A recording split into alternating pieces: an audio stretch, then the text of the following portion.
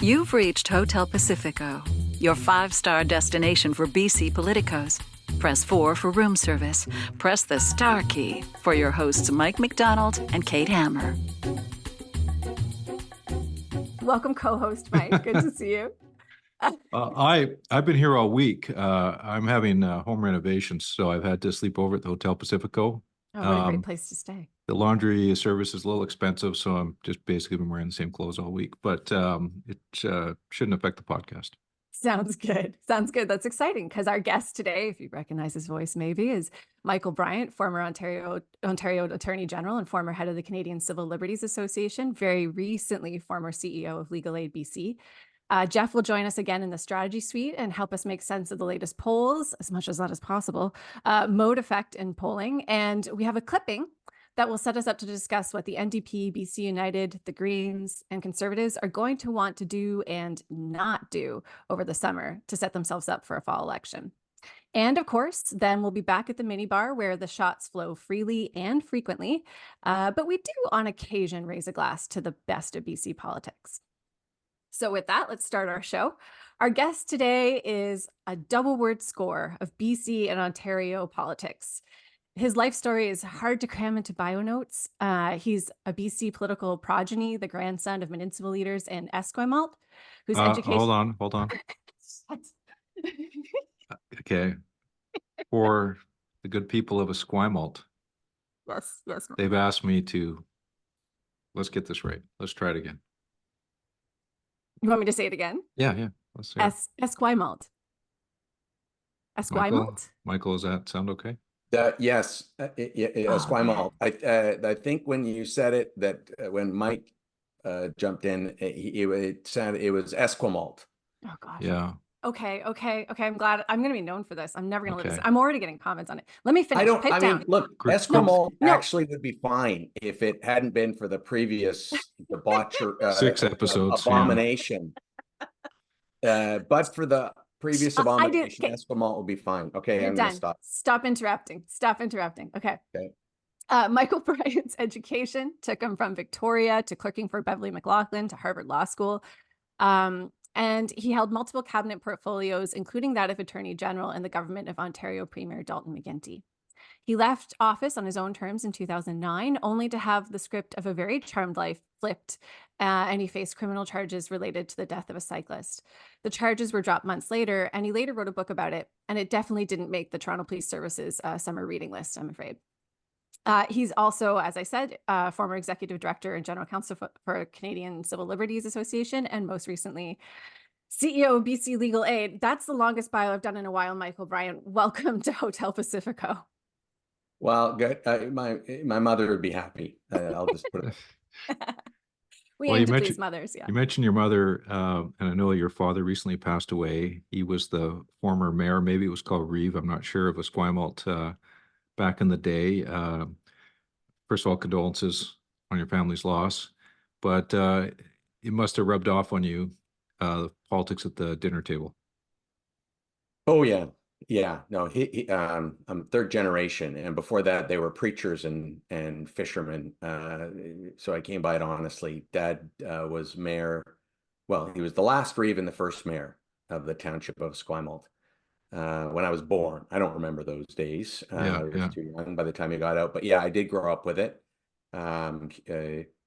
Socred's in the living room. Son of Socred, Hugh Curtis, Brian Smith.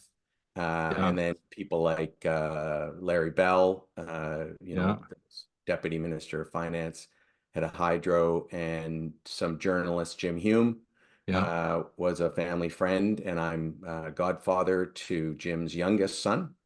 And Vaughn Palmer, who you had on the show. You had a great episode with Vaughn, and he was just starting out, and Jim Hume was bullying him, and I got to watch him in his junior role as opposed to his wise senior role that he's playing now. And yeah, I grew up with it, and it's just, I'm a politician, lawyer, more so than a lawyer politician, that's for sure. I read in your bio that on your family political history that it was your grandfather who was being promoted to run for Reeve and he thought your dad should do it instead, Yeah. who was then, obviously younger. So that's good father-son little combination there, passing the election down one generation. So obviously worked out for your dad. He got elected. So Yeah, or nepotism, as you might call it. I mean, it's definitely he was 26 years old when he got elected, and I think most people thought they were voting for my grandfather, but it meant that my dad, got to serve on council with his dad, who was a councillor, which I mean would have been great. But but yes, the only one that tops that is what happened. But he'll say he got reelected and they knew who they were reelecting. But well, there was a situation on Richmond Council not that long ago where Greg Halsey Brandt was on council with both his wife and his ex-wife.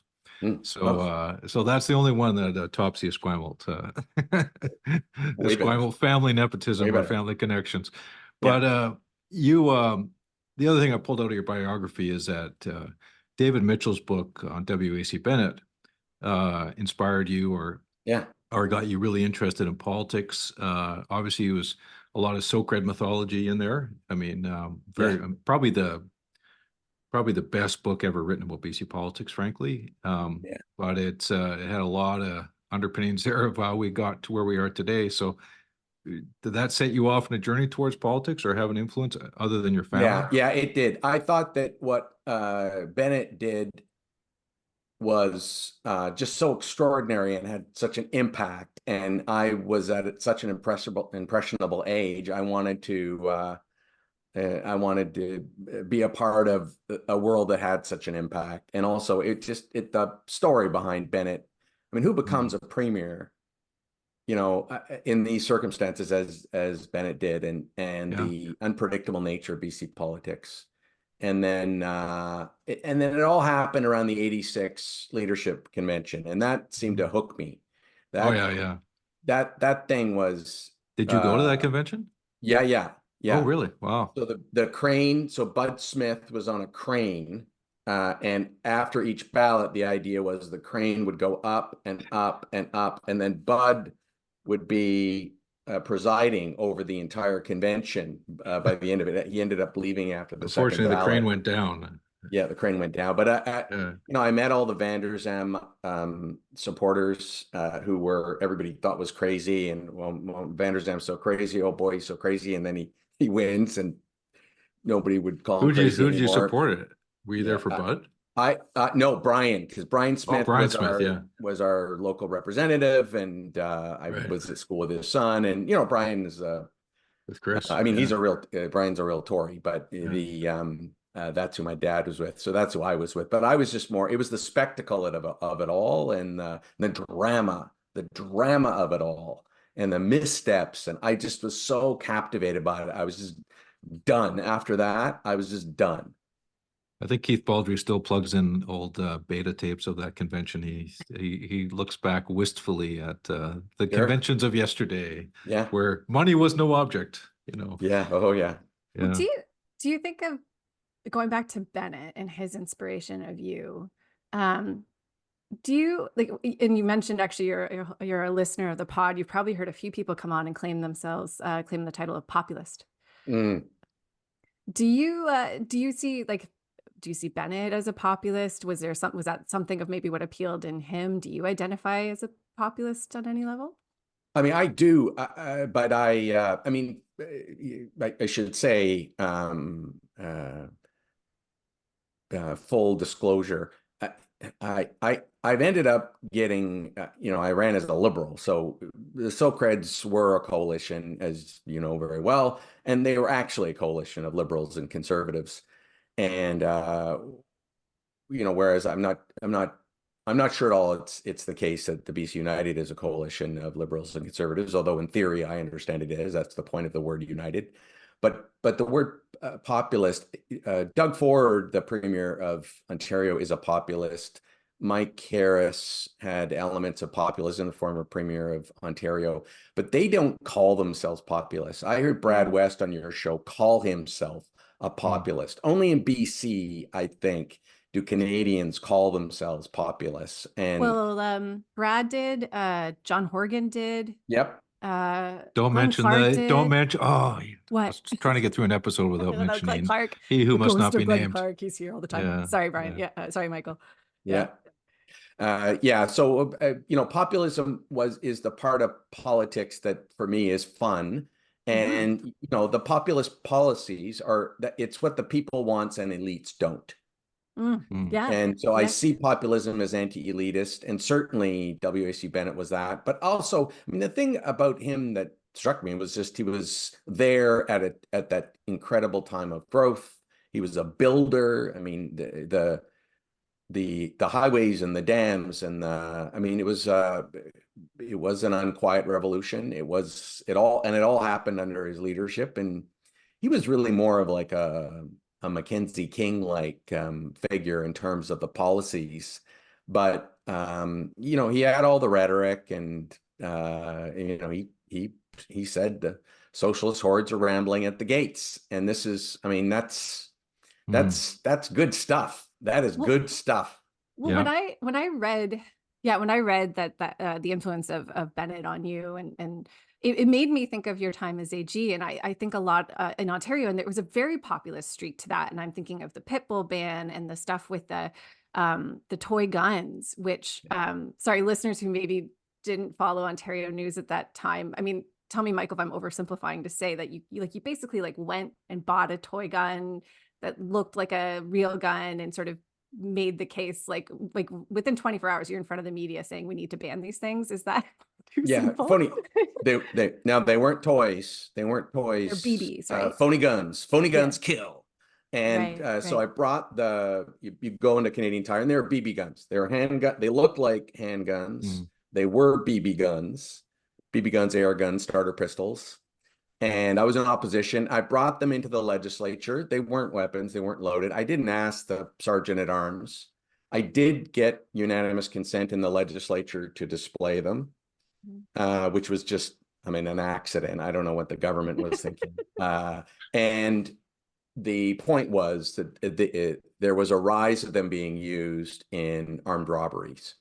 And so phony guns kill, and anybody could get one. And it was, I mean, this was great television, holding up the guns, and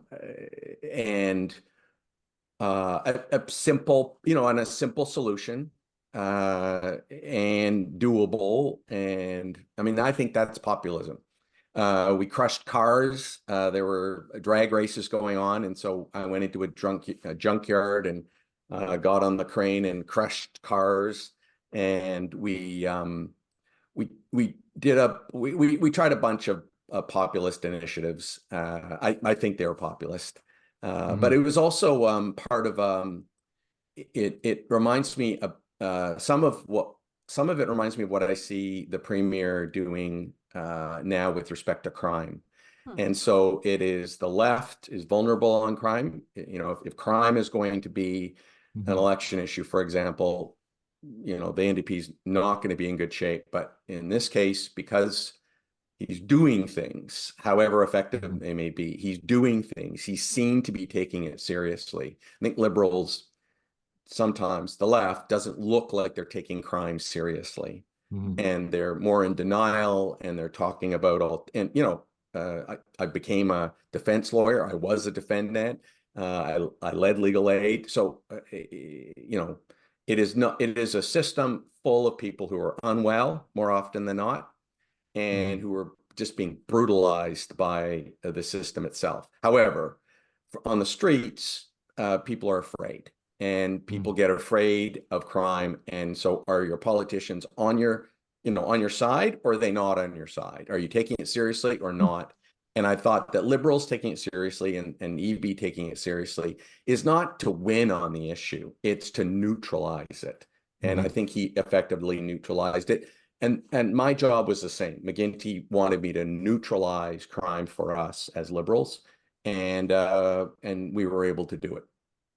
I want to track back to your background just one more time, where you arrived in Point Grey, clutching your W.A.C. Bennett book, and to finish off your, I guess, your undergrad at UBC, and you walked into a class taught by Paul Tennant.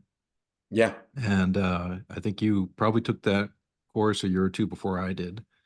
And that was first of its kind course at UBC on Aboriginal people and politics, which I think was I think you probably did the same course I did, which is a seminar course.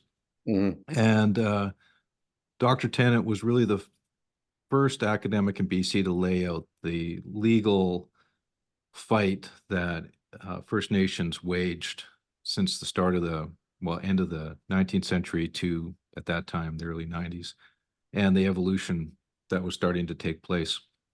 So it seems like that experience with Dr. Tennant had a pretty big impact on you in terms Yeah, of no, that where your changed my life. politics went. Yeah. Yeah, no, that course changed my life. I hadn't, I hadn't known. I hadn't known the truth of Truth and Reconciliation. I hadn't known the atrocities. Yeah.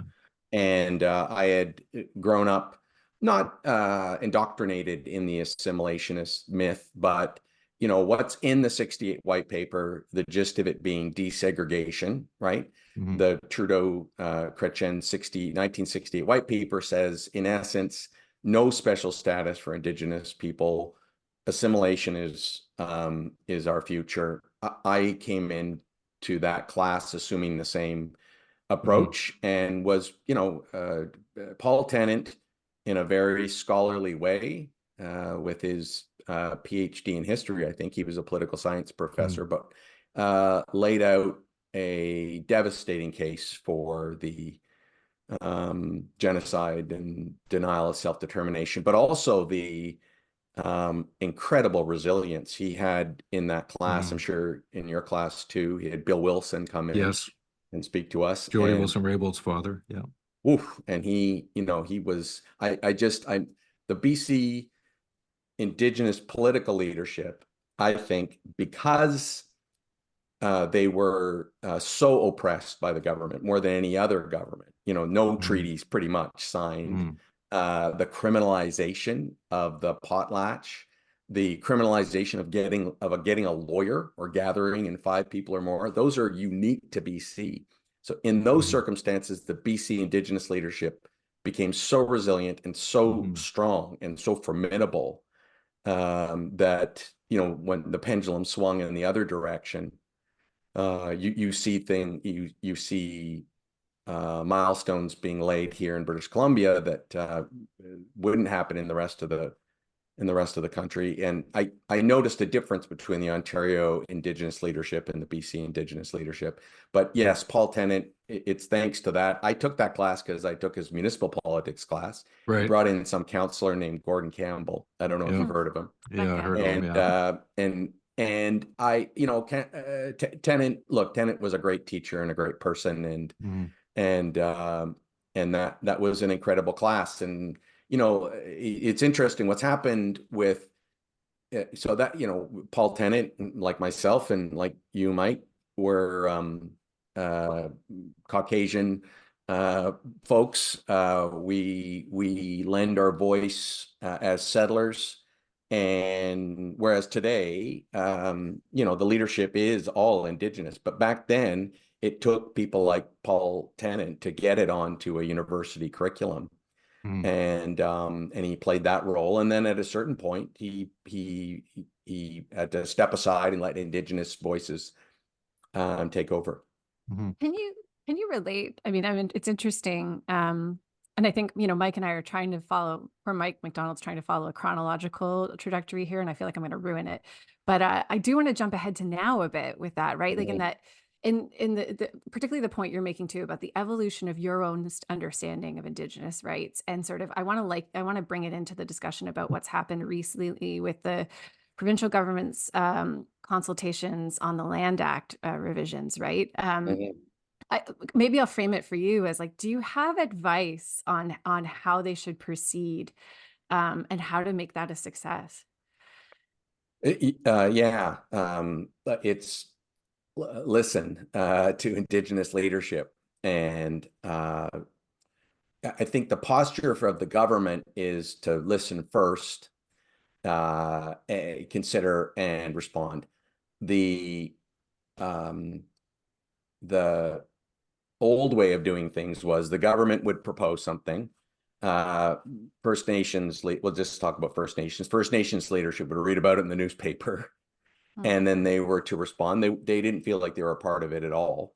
And often the response was negative simply because of that. There was no partnership, there was no collaboration, there was no consultation. Instead, the approach was, well, you can veto it, but it's for government to put all this together. So instead, you think you're going to see a collaboration, and that's all changed. And this BC government, they know how to, I think, how to collaborate with Indigenous leadership, and that's not a political statement. So did Gordon Campbell government. So did BC Liberal government. It took a while, but when I left in 1989 to go to law school in Toronto at Osgoode Hall, in 1989, the government of British Columbia, the Crown, the position they took on Aboriginal rights in court is that Aboriginal rights did not exist. They were that was the position they were taking. There were no existing Aboriginal rights under the Constitution Act 1982. Incredibly. Now that would change, but that's where the BC government was back then under Van der Zalm. Whereas today you've got the most, I think, remarkable federalist example of Indigenous self-determination in the BC justice strategy that we've ever seen, with basically an Indigenous jurisdiction accountable to Indigenous leadership, designing and running a legal aid system for Indigenous folks, although I don't mean to limit it. It might be much broader than that. I've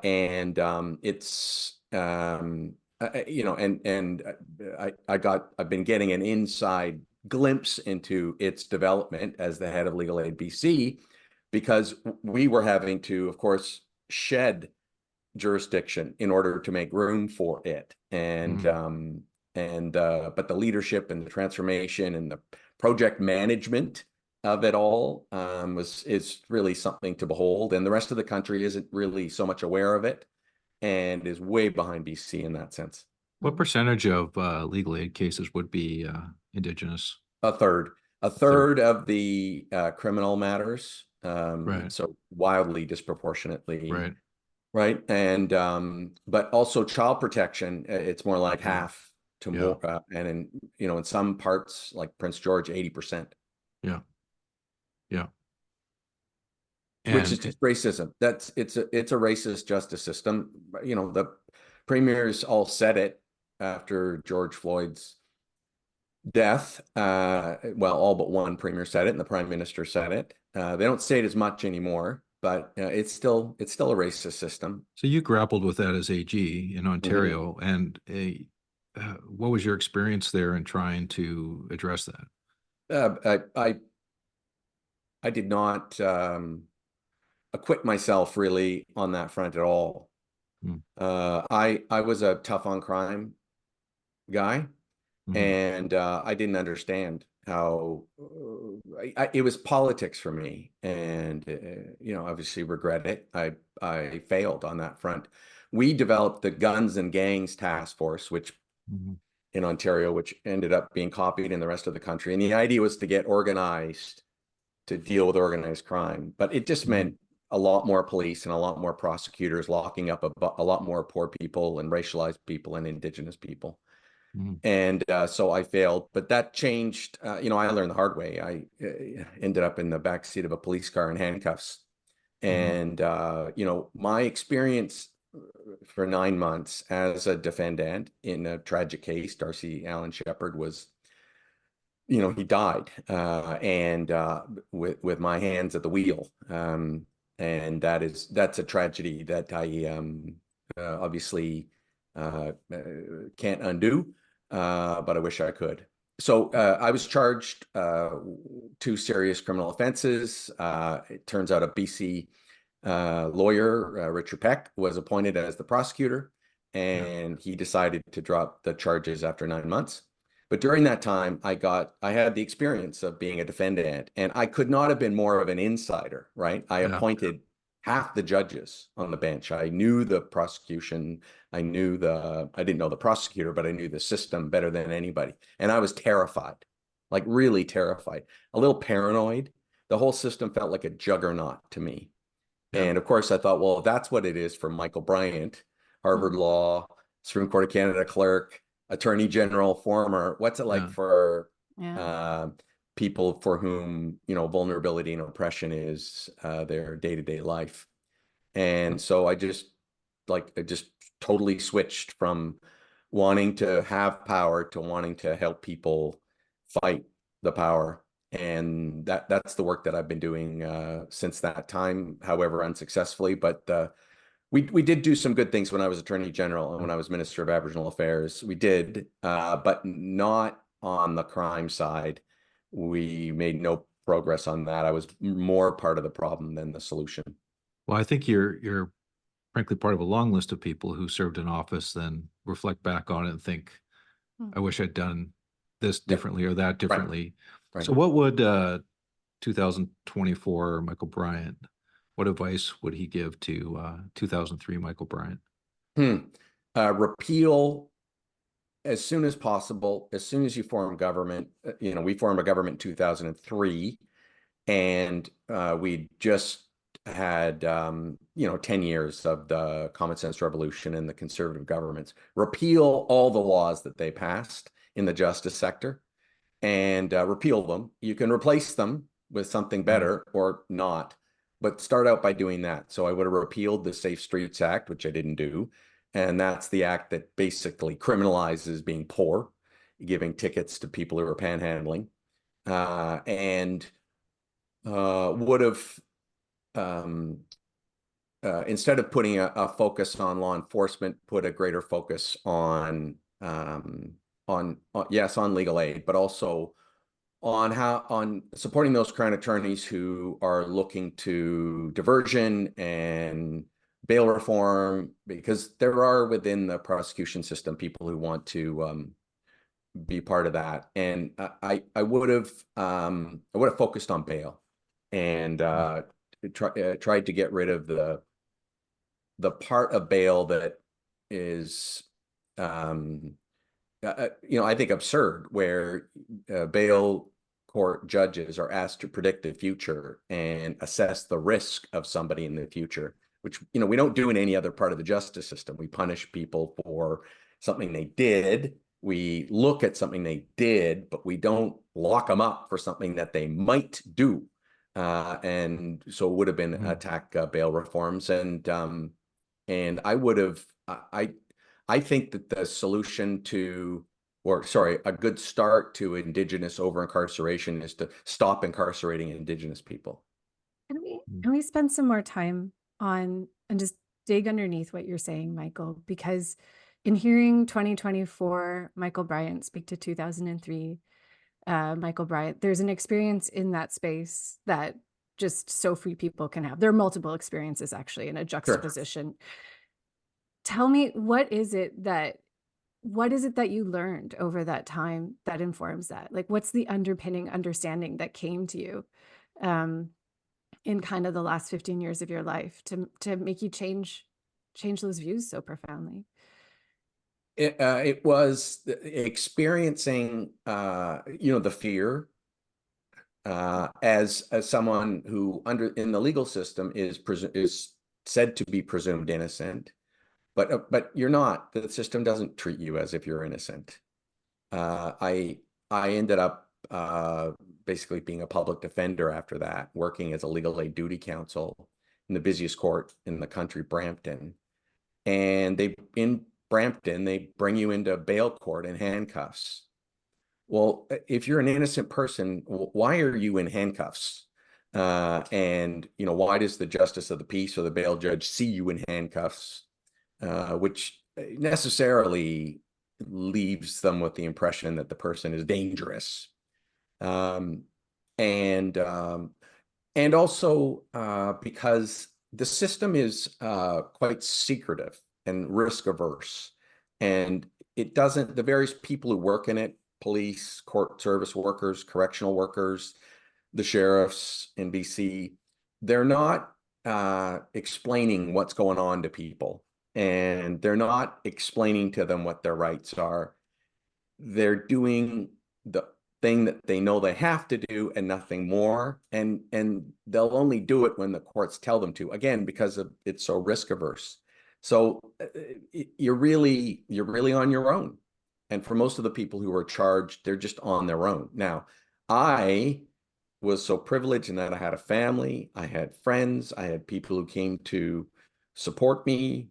And, I knew that, whereas our clients in the legal aid system, when they come to Legal Aid BC, they don't have that. They don't have that support system. And they have no idea how to work their way through the system, which has been designed by lawyers, because our justice system is designed by lawyers. It's not designed with those people in mind. It's certainly not a client-centric system. And the political impetus behind the system is, of course, all about security. So it was partly my experience was, one of both, experiencing the fear and the confusion, and seeing how the system feels like a juggernaut, but also gratitude for what I had, and a realization for what, that I had something that most people in that system did not have. You're at the crossroads for the last decade. Have been at the crossroads of poverty, mental health, addiction, and the judicial system. So as you know, in BC and other jurisdictions, there's this horrific fentanyl crisis, where over 200 people a month are dying, and they're the collateral damage, while the dealers and the distribution arm of that is largely protected by very expensive lawyers who are, I'm channeling Geoff Meggs here because he's written a lot about this on his Substack, in terms of the gangs and the apparatus that goes behind this multi-billion-dollar industry. So I'm interested in your reflections on, like, if you were in office today, in elected office, how would you approach the fentanyl crisis? Just about the multi-billion-dollar industry. I think that there's a myth about the role of organized crime within Canada, at least, but I think the same is true everywhere. Yes, there is yes, there's organized crime, and yes, at the level of biker gangs and equivalents, there is a business of sorts. But most of the people who are connected to that, and they were my clients in Ontario and our clients here in BC at Legal Aid BC, organized is not a word I would use to describe them. They're coming to life. Disorganized crime?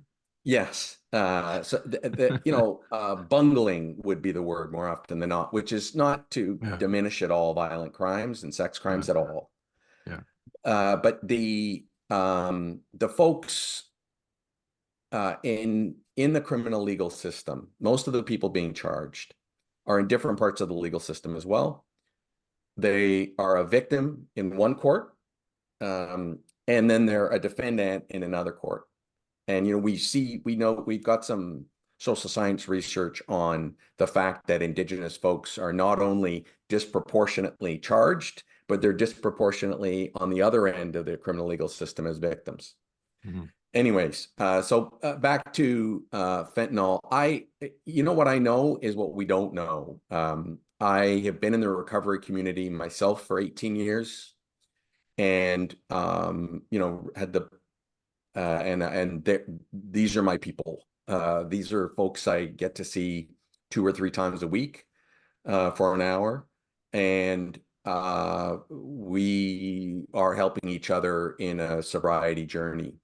I see it at that level. Many of the people who end up coming into recovery, a bunch of them are coming from Hastings Street, but not all. and I would be on obviously on the privileged side of that. I sobered up as Attorney General. Legislature as detox is an odd way of doing it, but Gotta know what the hardest way to do it. Yeah. Yeah. Well, no, it turns out not. Lots of stimulation to act as a substitute of external solutions for internal problems. We don't have the knowledge and information on addiction and addiction recovery today in Canada or around the world that we do in so many other parts of the healthcare system. Like it's still the level of the stigma, the lack of research, and I know there's been a lot of research lately, but we've never had a Nobel Prize in medicine for any research study that has anything to do with addiction or mental health. There's a lot on heart disease, there's a lot on cancer, but we're still in the infancy of research and knowledge on addiction. So I think that what governments ought to do is not close their mind and not try one thing. And the one thing that's happened in Canada and is unique to Canada is unfortunately the politicization of addiction treatment. So my former colleague from across the floor, Tony Clement, Conservative when I was a Liberal, Tony and Stephen Harper politicized addiction recovery, opposed any form of harm reduction, and only funded treatment. And so what happened next? Well, obviously, when Trudeau comes in, the opposite's going to happen. And so the province, I think, needs to look at the spectrum, learn as much as you can as you go along from the data. I think accept that in the supervised injection community of workers, there's an approach there, and not everybody who works there is pro-recovery. And we need to find a way to bring it all together, both suicide prevention at the front end, but long-term suicide prevention through recovery. And, in BC, that's all being worked out. And there can't be a right or a wrong answer. I think we just need to get more and more informed on what's working, what isn't working, and make those corrections as we do in other parts of our healthcare system. This is a particularly politicized and sensationalized part of our healthcare system, but it is at the end of the day a healthcare problem. It's not a crime issue. It's a healthcare issue. And that's why the overabundance of people with mental illness and addiction who are in our criminal legal system need to stop getting police as the first responders and have better alternatives than that to start getting better for those who are willing and able to get better. I want to... Sorry, Kate. Go ahead. Okay, Mike. I want to stay a little bit just on the legislative detox comment, because I don't think we're going to hear that again anytime too soon. Talk about a minority take. And I'll say, because we've had some other guests on, and some discussion about just the close relationship between politics and particularly alcohol. And just how it's in some ways just baked into the job, whether you're elected in elected office, whether you're staff or tell me a little bit about how maybe that can change, and maybe explain a bit more too about how this actually worked. What's legislative detox? Let's start there. Sure. I think that it's when Rob Ford, the mayor of the late mayor of Toronto, was in the throes of his addiction very publicly, I was asked whether politics is the cause of all this. And I've heard this from my profession as well, the legal profession, lawyers saying, it's so stressful. And so we turn. No, it's the other way around. Alcoholics become politicians. Politicians don't become alcoholics. And it's not just addiction and alcoholism that I'm referring to here, but this is a high intensity workplace with a lot of adrenaline and a lot of ego hits and a lot of power. and a lot of power for young people too. I mean, the predominant force within any political system is just a lot of 20-somethings who are overworked and underpaid. Yeah. So I think that actually the culture of boozing in politics is, I mean, other than the sophomore part of it, where you've got so many young people working in it, has pretty much gone. I mean, when you got cameras in the legislatures, everybody figured out that they couldn't be drunk on the job. And when I said legislative detox, I remember really well near the end, in the last few months, before I admitted I was powerless over alcohol and that my life was unmanageable. I stood up in question period and grabbed a glass of water from the legislative desk, and my hand was shaking. It was back then, it was near the end of we used to have question period at 3 p.m. for an hour in Ontario, and I wasn't able to get until, happy hour couldn't come soon enough, so I was getting the shakes, I was getting the DTs, and that was near the end. And then similarly, in the first month after abstinence started, you get the DTs because your body wants it back. So it was legislative detox because what I continued to get in a political life was a lot of stimulation, a lot of ego hits, media attention. Politicians are rock stars within their own industry, every single one of them. Every single one who's elected within that world, within that bubble, is a rock star. And so it was a lot easier, I think, for me, because I had a lot going on in my life. One of the things that's hardest for many people in recovery, is that they've burned their life to the ground. They've lost their job, they've lost their family, they burned all their bridges.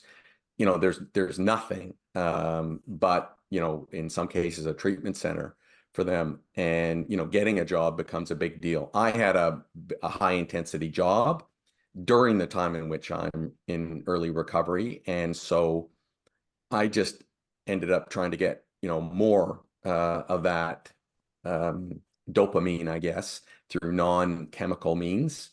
And I think that's what I mean by legislative detox. But I do wonder sometimes, because there's such a stigma involved still, how many people have gone into recovery while in a high functioning office where there is a lot of attention paid to them, and what that's like for them as well. Well, there's an interesting relationship. I mean, I really appreciate the kind of chicken or the egg. Well, I guess you're not calling it a chicken or egg debate. I think you're saying, yeah. I appreciate your point about who comes into politics in the first place. But it is interesting because I think one of the challenges becomes, and this probably pertains to any job where the hours are long, but often the work continues. And continues, later at a bar, or continues at some point with a drink involved. I mean, in journalism, it was, everybody kept a Mickey in the drawer, I think, through kind of the late 90s, really. And often after the stories were filed, the conversation for the next day and the angles continued. Same thing in politics. And I think what becomes a challenge is the degree to which you feel your success, your career trajectory is tied to that. You're going to have a hard time, I think, A, acknowledging you have a problem because it's flowing pretty consistently around you. And then B, you're probably going to see some collateral damage in stepping away from those functions and that aspect of the life. Or that's the fear, is that you'll lose that part of it. And it's just not, and it turns out it's just not true. Yep. I think, in this, I appreciate the opportunity to chat about it and the way in which you're framing it. I think that there is a big difference between how wellness looks at alcohol, and, it becomes about really physical fitness, how much exercise, how much red meat or not, how much alcohol or not. I think that's something that belongs in the health prevention world, but that's actually nothing to do with what I consider be the disease of alcoholism and addiction. Mm-hmm. And so the cultural aspect of it and the wellness aspect of it and societal use of it, okay, that's fine. That plays a role. But for people who are in addiction, they need treatment, I think, if they want to get better, or they need to get into recovery in some fashion. And that's not about changing culture. That's just about picking up the tools that are available and out there. And I think that it flows no matter where we are. For the addict or the alcoholic, you're gonna find something about your industry to be stressful, and you're gonna blame the drinking on something other than the disease itself. And it's true that those excuses are all out there, but I don't think the solution's to be found in addressing the excuses. I think the solution seems to only be found when somebody decides that they don't want to live that way any longer, and they want to live differently. Well, you've had some candid self-assessments during our talk here, and I'll ask you for some more advice this time to our audience, for our audience who are, many politically obsessed British Columbians and maybe some from other provinces too. Mm-hmm. For those thinking about entering politics, whether as a candidate or just working in politics, based on your experience that you've had, the ups and the downs, what's your advice? Don't overthink it. Just do it. Try it. Kate, Mike, you must come across people all the time who are talking about running or talking about going into politics, but they keep talking about it and they never do it. And it's like, oh, once I make my money, then I'll do it. Or once once my kids grow up, then I'll do it. And they never do it. So firstly is don't overthink it. It's really easy to talk yourself out of it. The best advice I got was from Tim Murphy. Tim Murphy was amongst other things, he was an MLA in Ontario for a brief period of time, but he was, I think, chief of staff to Prime Minister Martin and the president of the Ontario Liberal Party. And we became friends, and we worked at the same law firm. And he said, Mike, the only way to run is to run. And that's it. If you want to run, then grab your clipboard, put on your running shoes, and go knock on doors when there isn't a pandemic, and try to win the nomination if you're running provincially or federally. Tell people you're running municipally, and see how that works for you. And then along the way, you pick up volunteers, you find out what's important. The only way to run is to run, and that is the beginning, and it turns out the middle and the end of everything involved in running for office. And everything else is actually peripheral. You gotta go meet with people, because they're the ones who are going to give you the job or not give you the job, and that'll help you figure out, for example, do you want to be somebody who runs for office, or do you want to work in this world? You're fascinated by it, you're interested by it, but you don't want to be the candidate. The only way to find out is to just go in it and do it. And it's remarkable how accessible it is in that way. It's fear that gets in the way. Having said all that, you also need money. And so if you're not coming from a place of privilege, which I was, then that's a huge challenge. But that doesn't stop you from going and starting to knock on doors. Do you have another run in you? I don't think so. I don't think so. But I think the way it comes up is the way it came up back in for me in 1999 is a seat opens up, and you say, aha, I want to run there, and you got a reason to run. That's not where I'm at. Is BC home now again for you, or yes. Are you? Yeah. Okay, well, picking up on that, what is the political conversion rate of an Ontario Liberal when you drag them across the prairies and bring them into BC? Yeah, no, that's right. Where do I go? Asking for a friend. yeah, that's right. Well, Look, just myself, I certainly identified with and became an early admirer of David Eby. I'd been the head of the Canadian Civil Liberties Association. He was the head of the BC Civil Liberties Association. He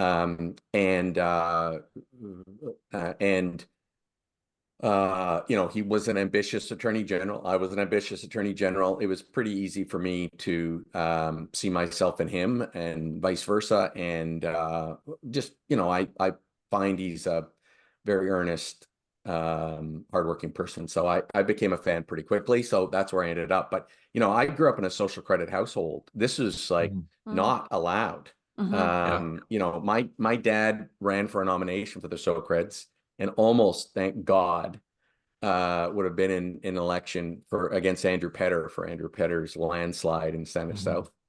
And Dad, he's talked about the NDP is wrapped in their insidious cocoon from the cradle to the grave. Now, does that sound like a Socred to you? It sounds like a Socred to me. Sounds like some good key messages to me some days, but yes. So I'm a coalitionist. What can I say? Fantastic. I guess I've entered the cocoon, at least. Oh my gosh. But sure, well, Ontario will do that to you. Centrist to go, and that's the battle. I mean, Mike, you've written about this and the shift in politics. Does the NDP become the landing ground for the centrist? When you see some of the policies announced recently by David Eby, you'd say, yeah. Is it BC United who are in a fight to, it looks like, to win the hearts and minds of conservatives against the BC Conservative Party? Well, a centrist isn't going to go there. So I think that, I think something's going on. It might not happen in time. I don't know, Kate, Mike, if you think it's going to happen in time for the September election. I'm not sure it will. I don't think it will. But by the next election, we're going to see something happen. And it's only in BC does this kind of thing happen. I mean, Gordon Wilson doesn't show up as a possible premier in an Ontario election. You don't, it's unpredictable here in a way that in fairness, Alberta is giving us a run for the money lately. Maybe it's a West thing. I don't know. Yeah, no, it's not going to happen. But I should have given you the heads up, Michael, that we only say that as gently as possible to Mike. Like it hurts him physically. He lives in hope. Yes, we'll see. We'll see. Anyways. But I have to say, go ahead.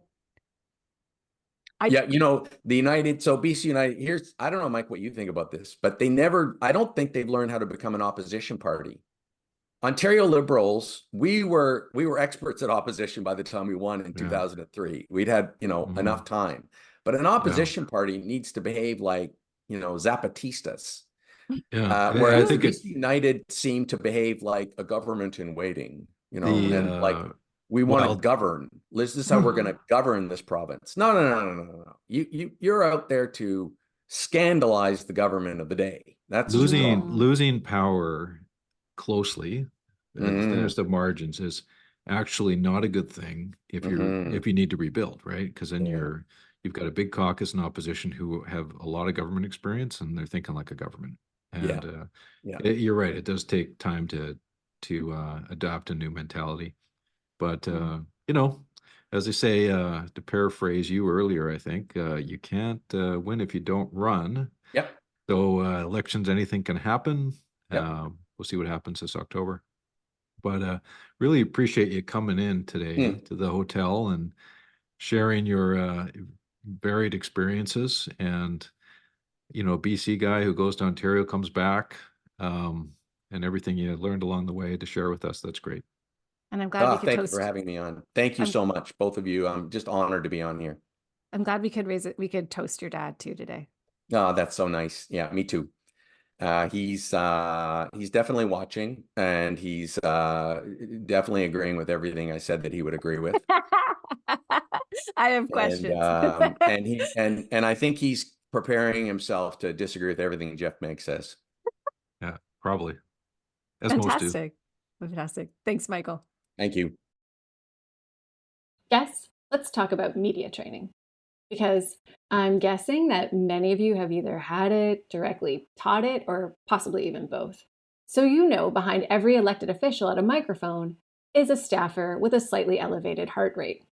Because every time a politician walks into a trap question from a reporter or ad-libs a snarky aside, there's some poor staff person in the background getting that feeling you get when click, click, click, you're on a roller coaster and you're cresting at the top of the first climb, and then it dawns on you, the only way forward is down, and there is no way off this ride.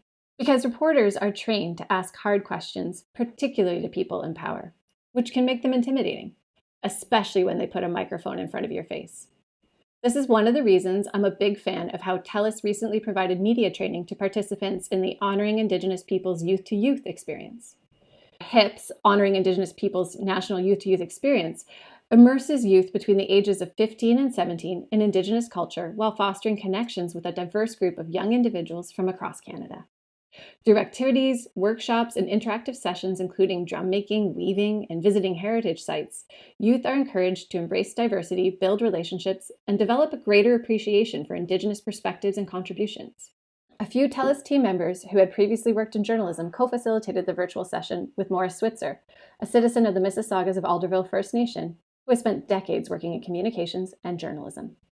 The session covered basic do's and don'ts of working with media, including quick tips and helpful turns of phrase. They did some role-playing exercises, with participants taking turns as the mayor of Whistler. And at the end of the program, local journalists were invited to interview the youth about their experiences and takeaways. I wonder how many of them stayed on message. You can learn more or apply to be part of the next cohort at honoringindigenouspeoples.com. Hello. You've reached the Hotel Pacifico Strategy Suite. Good to see you, Geoff. Good to see you. Geoff, could you pronounce Esquimalt, please? Esquimalt, I can, yeah. That's Oh very my good. gosh, Excellent. It's Excellent. Dejin Geets, formerly Queen Charlotte City. Wow, I haven't caught up to you on that one yet. Wow. The pronunciation king crown goes to Geoff Meggs. All right. So quiet week, we're in a break this week. And when the ledge returns, it's 3 weeks until the end of session. Then we're summer, setting everyone up into a fall election.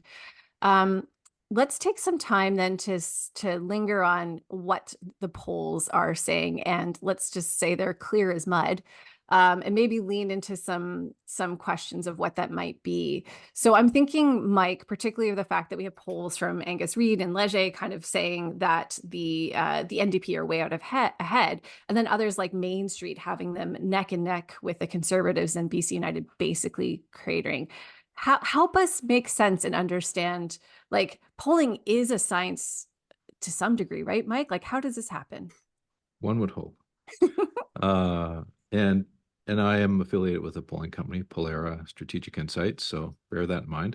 Yes, sir. So there's two types of polls that are being released right now through the media. Leger and Angus Reid have released online polls, and that sample is drawn from online panels of hundreds of thousands of Canadians and probably tens of thousands of British Columbians who opt into an online panel, and then from time to time get an email, and then they answer a survey, and then the pollster will release a poll based on that data representing, Stats Canada information for British Columbia, balanced gender, age, blah, blah, blah. IVR is different, and that would be the robocalls. They're still a valid form of research, don't get me wrong, but it's different, where it's going to cell phones and landlines. People press the button. It'll be a limited survey, maybe 5 or 6 questions, and then they'll do their 1,000 interviews or whatever, and they'll balance that to Stats Canada profile for the province or whatever the areas that they're surveying in. Now, what's interesting about BC political polls right now is that the IVR polls, which is Main Street and another outfit called Liaison, which I understand is next Main Street guy, they have the Conservatives higher and closer to the NDP. The online panels have Conservatives and BC United a little closer and further from the NDP. So what to make of that? Well, what to make of it? The way I see it is that online panels are basically people who opt into polls and like doing polls and are a little more insidery than your average person, a little more educated. Educated is not the right word. They're more comfortable responding in written form in English. Hmm. So if they're less literate or if they're ESL, they're not going to do those panels. If IVR is more likely to reach people that are a broader sample of people and maybe less, maybe not, don't feel totally comfortable in English, but maybe we'll do a 2-minute survey or a 3-minute survey on IVR. So there's some differences there. And the truth may lie in the middle between the two, frankly. Just point of clarification, if I get an IVR call and I text back, who this, text me back, my data don't count, I guess, right? You have to answer the questions. Like, I don't think there's anyone under 40 They who can't picks read up your mind. Well, no, there are, believe it or not, the pollsters have auto dialers that will keep going and going and going until they get what they need. And another just technical tip on polling is that people under 40 are harder to get, and they will be weighted up in surveys, in a lot of surveys, so that those who do respond, they become more important because they might be worth 1.5 or 2 times more in the survey because their age group gets, weighted up to the StatsCan level. So I'm getting pretty granular here. Bottom line is that public polls, you get what you pay for. They're free and they're there to make news, and they are not done with the rigor that political party would usually do, because they need to know that what they're getting is right. And they might spend a lot more money on their research, and maybe the numbers will end up being the same, but we've seen this in elections before where the stuff that's just surface polling sometimes can be a little off, right? So I'm not trying to diss the profession, but I'm just— You're not though? Well, I'm just saying that there is a bit of caveat emptor here, which is, it's not, you're getting the discount poll here. You're not getting the super comprehensive, what are the, product that's explaining everything that costs a lot more money. So anyways, more than you probably needed to know about polling. Is this how you think the NDP are seeing it, Geoff?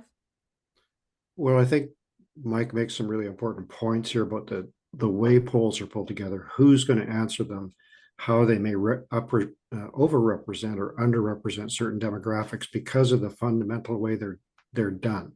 So will people who have English as a second language be participating to the same degree?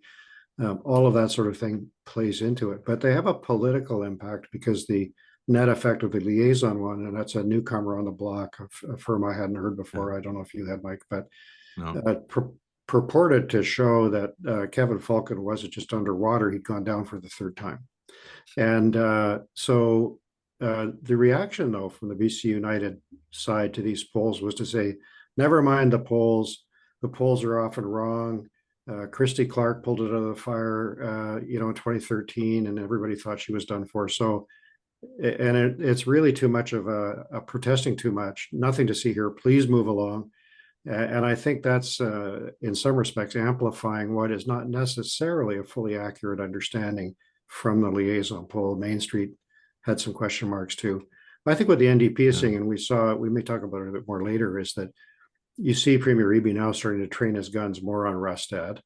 And I would think that there's a lot more analysis going on about what's happening in recently NDP held territory, which historically has not been. So I'm thinking about places like the Fraser Valley, especially, and the suburbs where BC Liberals, now BC United, had long hegemony, which was upset especially in 2020. So let's see what happens next. But there's a lot. I think we're now leaving the session behind. We're now into campaign period in a very serious way. Haven't quite left the session behind yet. But Well, 3 weeks. No. 3 weeks. Well, there's still it's not clear what's left in the some session. blood that could be influenced. 3 weeks with a vibe, with a totally different vibe. And hasn't been a great session for the government, frankly. Okay. I won't protest that point.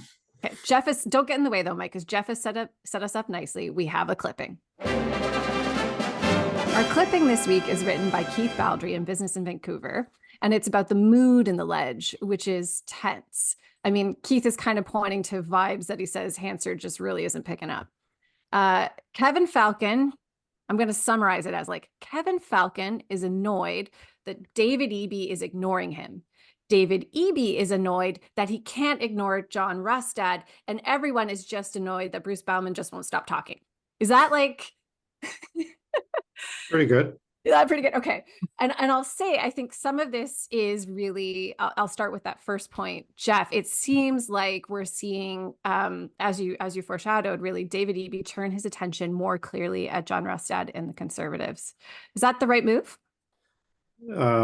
I think he's got to start talking about both sides of it. And I think he could make a message to the voters about the fact that they were one side not so long ago and that they're now fighting. Well, fighting is an understatement, quarreling like cats caught in a bag with each other. And according to Keith's column, they were screaming in the legislature, and you just don't get the flavor from reading the transcript. And asked on the way out why he was responding to Banman when normally it would have fallen to someone else. Eby replied, apparently, he's polling second. So Reed has read those reports that Mike was just breaking down for us.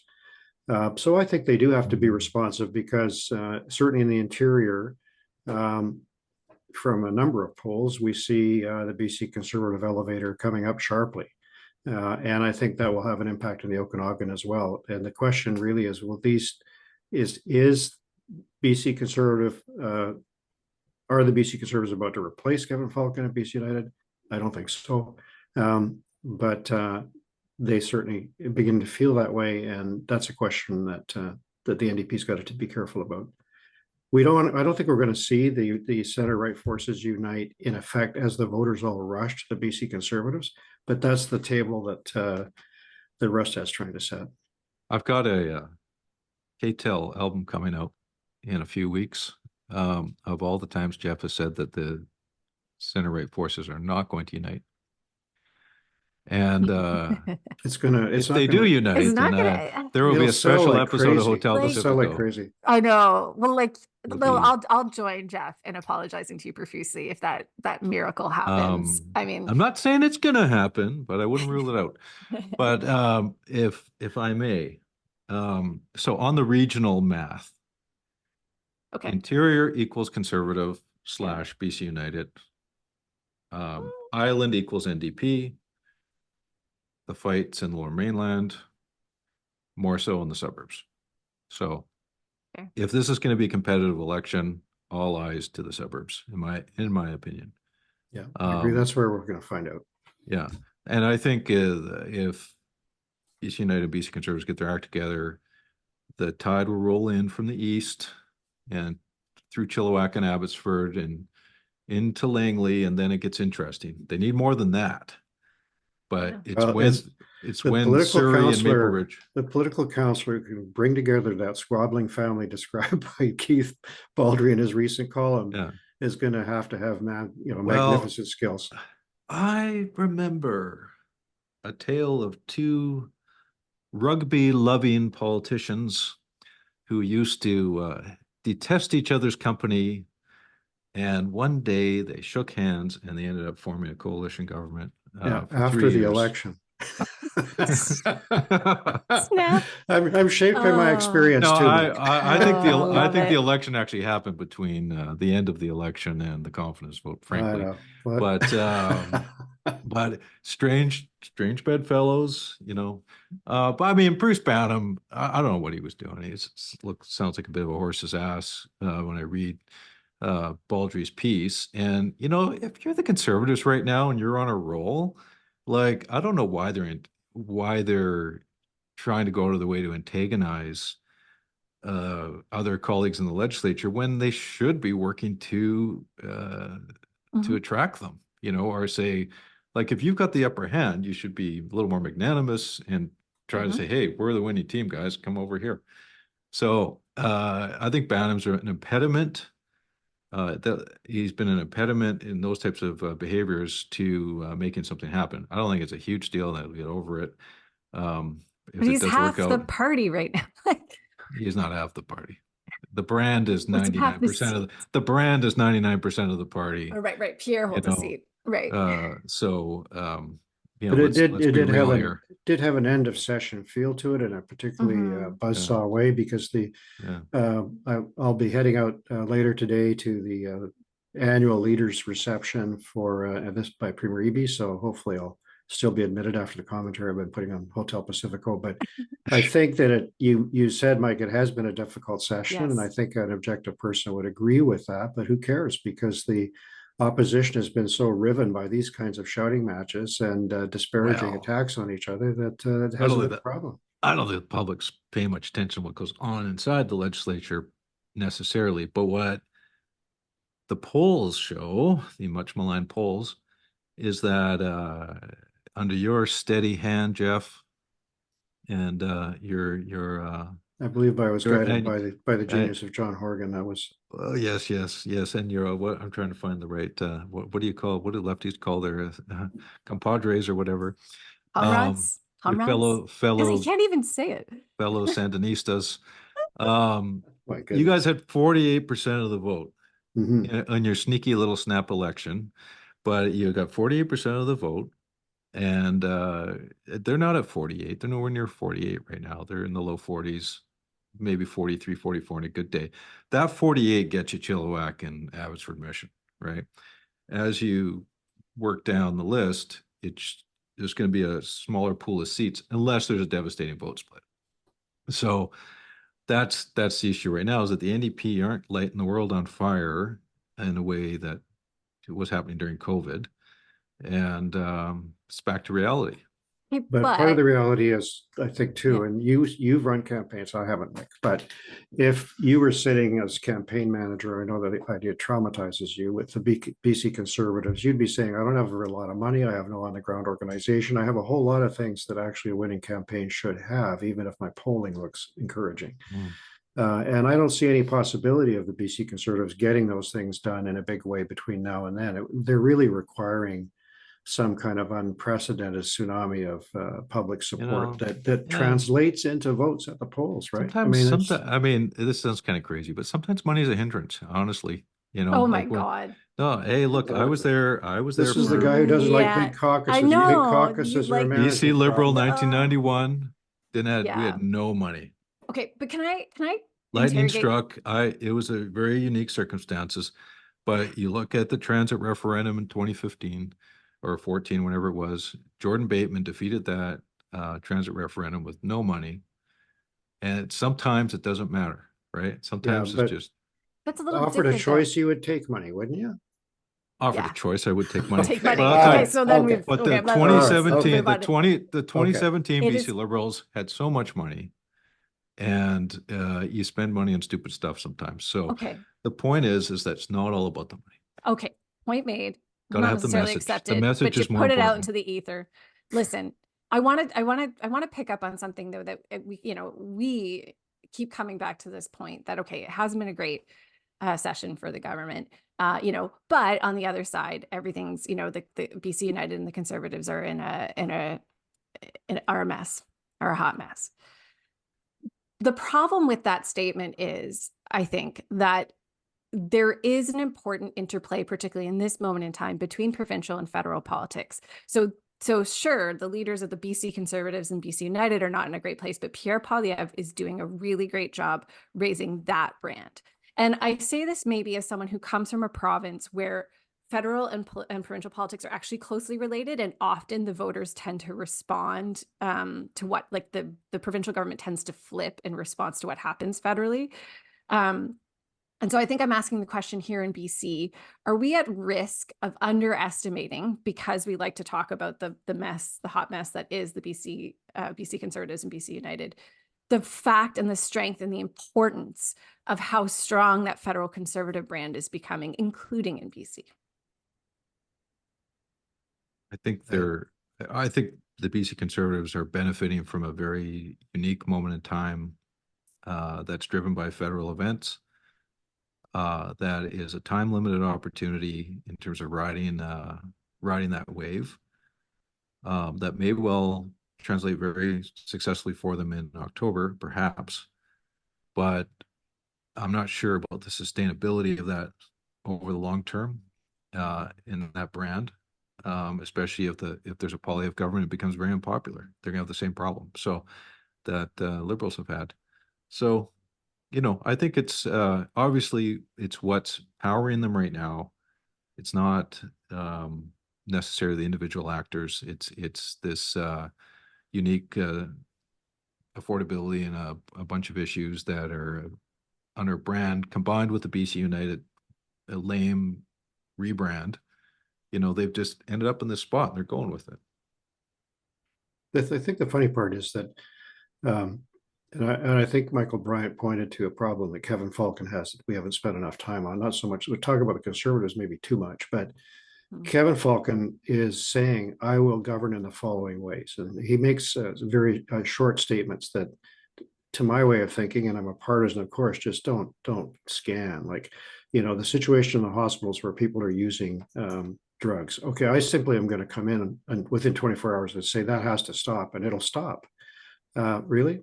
This is how we do it in the private sector is another line he uses quite a bit. So he channels and speaks as someone who was in government. We all remember those were good old days. Actually, a lot of people don't remember that. It was quite a while ago now. He was not the front bench guy. And so the surprising part really, in some respects, is how he's underperformed or is underperforming publicly. On the other hand, John Rustad was a backbencher throughout. He was in the cabinet laterally, but I don't think anybody ever said, "Boy, that John Rustad, he's a leader in waiting," and he's just an unalloyed talent waiting to break out here. Capable guy, a good constituency person, won repeatedly, but for him now to come forward under the harsh lights of a campaign and perform as a future premier, that's a jump, I would say. And so both of them have their own, personal dynamics to reckon with, and both of them would love to be able to, I think, ride on the magic carpet that Pierre Poilievre has laid out right now, and neither of them are doing so in a personal way very successfully. Magic carpet. I mean, we need to talk more about how much voters still look for that gravitas of a leader anymore, but this has been another jam-packed episode, and we got to get over to the minibar. Last week, I was talking about those cold snaps, when we really need energy to keep us warm and cozy. But it's not just a matter of cranking up the thermostat. It's also about using energy more efficiently. Our sponsor, FortisBC, recently announced it will invest a record $695.8 million to help its customers reduce their energy use over the next 4 years. It's a key pillar in the company's goal to lead the clean energy transformation in BC and reduce consumers' energy use, not to mention bringing down energy costs for consumers and businesses. Efficiency measures make a ton of difference. 740,000 tons, in fact. That's how many tons of CO2 emissions will be reduced over the life of these measures, equivalent to taking more than 228,000 passenger cars off the road. Don't worry, my car's in the garage. I walk to work. These measures are all part of FortisBC's Clean Growth Pathway to 2050, and an important contribution to helping Canada meet its pledge to double energy efficiency by 2030. Hotel Pacifico's window to the world is triple paned, and FortisBC is there to help. Energy for a better BC and a better podcast. Let's raise a glass or take a shot. Time to raid the minibar. I got a toast this time. In a better mood. Love it. One quick one though, to Lana Popham, who's actually managed to land the Martin Mars bomber, which it's one of those massive Second World War era flying boats that was used to suppress fires, and for the last 10 or 15 years it's been considered not that useful by the Forest Service, but comes up every summer as the absolute super weapon that should be used. And so congratulations to Lana, who got it landed in the Aviation Museum in her riding, which will be a long-term attraction. But also it's now landed, I hope, as an issue for people trying to argue that we should use 21st century technology to fight fires. Just like set your watch to 10 minutes after the first forest fire of the season, that exactly. People would say, "Where's the Mars water bomber?" Well, and it doesn't work. No. As good as Anyway, the it's other over. stuff. If you want to see it, you can. Go to the museum in Saanich. Anyway, second quick toast to Murray Rankin, who did the legwork that David Eby celebrated along with the leaders of the Haida Council of the Haida Nation with the recognition of Haida title. I think it was a really important and very, very positive announcement for reconciliation. Controversial in some parts of the business community, but Haida Gwaii, of course, has its own particular circumstances that support this kind of a development, but really good work starting over 3 years ago to bring this home. And I think the province is better for it. So thanks, toast to Marie Rankin on that front. I'm still stuck on the Mars water bomber. I will, I'm going to do a improv toast here to de Havilland, which is a Canadian company building water bombers, soon to be moving their operations to Calgary from central Canada. And good for you, de Havilland, for building new water bombers. You know who I'm talking about. But I'm doing a shot. Okay. I was worried we were going to be too positive. I am going to take a shot at the BC Liberal government and their liquor laws, because my local movie theater on Burrard Street in Vancouver, Fifth Avenue Theater, will not allow minors into the movie theater because of they serve alcohol. I was like, a movie theater by definition should be there for kids. You know, kids should be able to go see a movie. And that's because of the way the liquor laws were designed by whichever, Rich, if that was you, you should have done better. But I want the EB government to go in and bring kids back to the movie theater so that my kid can go watch a movie. So when I can kick her out of the house, she can go watch a movie. So there you go. I want to change liquor law. Thank you. I'm going to back you on that one. I went to go watch the new Hunger Games movie that came out a few months ago with my son, and then got as far as you're going to say you got ID'd. Hasn't happened in a while, alas. No, my 10-year-old was with me, and we had fully planned everything and went up to the theater at Brentwood, which is the nice VIP with the fancy seats, before I realized kid can't go in. I know. To I mean, they can. PG.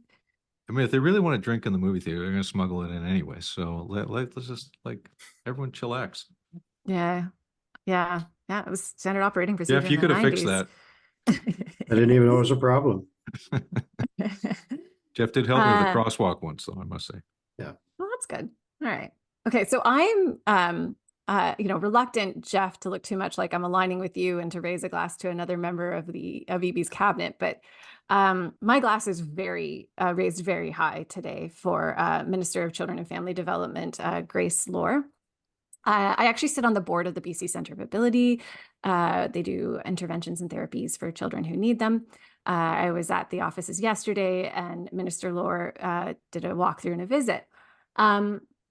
But she brought with her a very special guest, her son, Asher, who, should be noted, is a very stylish kid who basically ran the IT department for 2 hours, as far as I can tell. And the thing I want to raise my glass to her for is the fact that she brought her son as a cabinet minister to this meeting, participated fully in the meeting, had to stop a couple times to address what Asher needed, and did it without apology and seamlessly. And it was a masterclass in women in leadership. It was a pleasure to meet Asher. And my glass is raised today to Minister Lohr. You're here. All right. That wraps, another giant episode of Hotel Pacifico. Thanks for joining me, Geoff and Mike. It's good to see you again. Thanks for joining us, guests.